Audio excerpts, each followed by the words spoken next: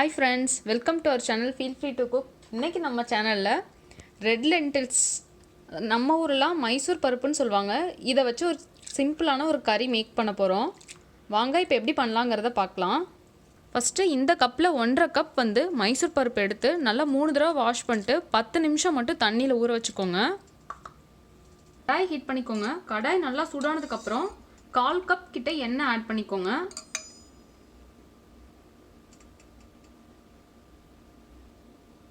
எண்ணெய் நல்லா சூடாகட்டும். இப்போ பாருங்கள், எண்ணெய் நல்லா சூடாயிருச்சு. அரை பெரிய வெங்காயம் கிட்ட பொடியாக நறுக்கி வச்சுருக்கேன். இப்போ அதையும் ஆட் பண்ணிக்கிறேன். வெங்காயம் நல்லா எண்ணெயில் வதங்கணும்.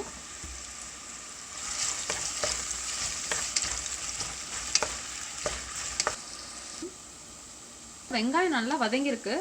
இந்த ஸ்டேஜில் 6 பல் பூண்டு கிட்ட நல்லா பேஸ்ட் பண்ணி வச்சுருக்கேன். இதையும் ஆட் பண்ணிக்கிறோம். இப்போ இந்த பூண்டையும் சேர்த்து இதோட பச்சை வாசனை போகிற அளவுக்கு நல்லா வதக்கிக்கலாம்.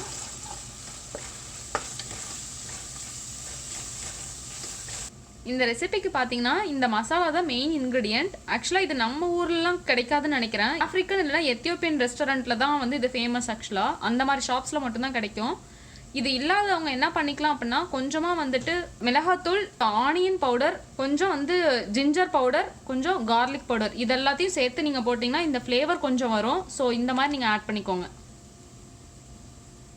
பூண்டு நல்லா வதங்கியிருக்கு. இந்த ஸ்டேஜில் நான் ஏற்கனவே சொன்ன பெர்பெரி மசாலா 3 டேபிள் ஸ்பூன் ஆட் பண்ணிக்கிறேன். மசாலா பவுடர்லாம் ஆட் பண்ணும்போது அடுப்பை லோ ஃப்ளேமில் வச்சுட்டு ஆட் பண்ணுங்கள். இப்போ இந்த மசாலா பவுடரை போட்டதுக்கப்புறம் நல்லா கலந்து விட்டுக்கோங்க.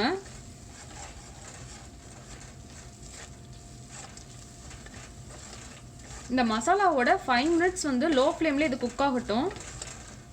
நல்லா ஆயில் செப்பரேட் ஆகிட்டு வர அளவுக்கு இது குக் ஆகணும். மசாலாவோட சேர்ந்து நல்லா குக் ஆகிடுச்சு. நல்லா எண்ணெய் தெளிஞ்சு வந்திருக்கு. இந்த ஸ்டேஜில் நம்ம ஆல்ரெடி ஊற வச்சுருந்தோம் இல்லையா மைசூர் பருப்பு, இப்போ அதை ஆட் பண்ணிக்கலாம். தண்ணி எதுவும் இல்லாமல் இப்போதைக்கு ஆட் பண்ணிக்கோங்க. பருப்பு ஆட் பண்ணதுக்கப்புறம் நல்லா ஒரு தடவை கலந்து விட்டுக்கோங்க.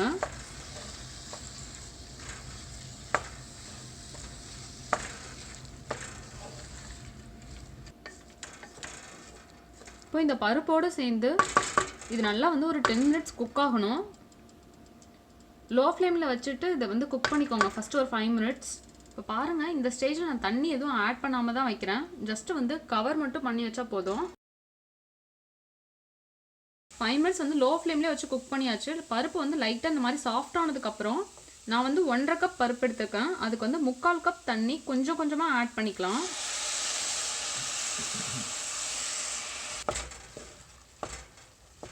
இது நம்ம விசில் எதுவும் போடாமல் தான் குக் பண்ணணும். அப்போ தான் இதனோட டேஸ்ட் நல்லாயிருக்கும்.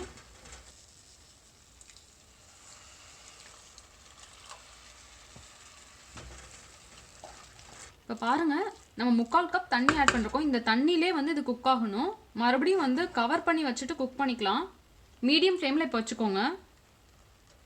இப்போ பாருங்கள், 3/4 இந்த பருப்பு குக் ஆனதுக்கப்புறம் மறுபடியும் ஒரு 1/2 கப் தண்ணி ஆட் பண்ணிக்கோங்க. இந்த 1/2 கப் தண்ணி ஆட் பண்ணதுக்கப்புறம் நல்லா ஒரு தடவை கிளறி விட்டுக்கோங்க. இந்த ஸ்டேஜில் garam masala 1/2 table spoon add பண்ணிக்கோங்க.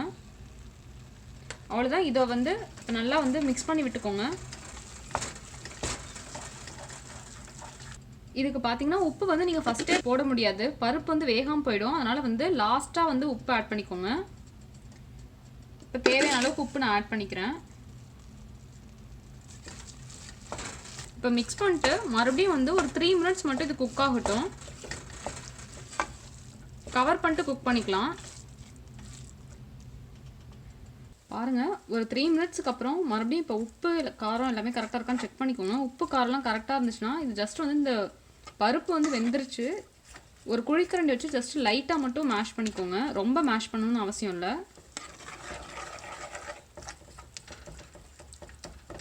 இப்போ பாருங்கள், இந்த மாதிரி நல்லா ஆயில் செப்பரேட் ஆகிட்டு வந்ததுக்கப்புறம் கேஸ் ஆஃப் பண்ணிட்டு இதை சர்வ் பண்ணிக்கலாம். சூப்பராக இருக்கும். இது ஒரு ரொம்ப சிம்பிளான ஹெல்த்தியான ரெசிபி. கண்டிப்பாக நீங்களும் உங்கள் வீட்டில் செஞ்சு பாருங்கள். செஞ்சு பார்த்துட்டு உங்கள் கமெண்ட்ஸ் எங்களுக்கு சொல்லுங்கள். இந்த ரெசிபி பிடிச்சிருந்தால் மறக்காமல் எங்கள் சேனலுக்கு லைக், ஷேர் அண்ட் சப்ஸ்கிரைப் பண்ணுங்கள். தேங்க்யூ.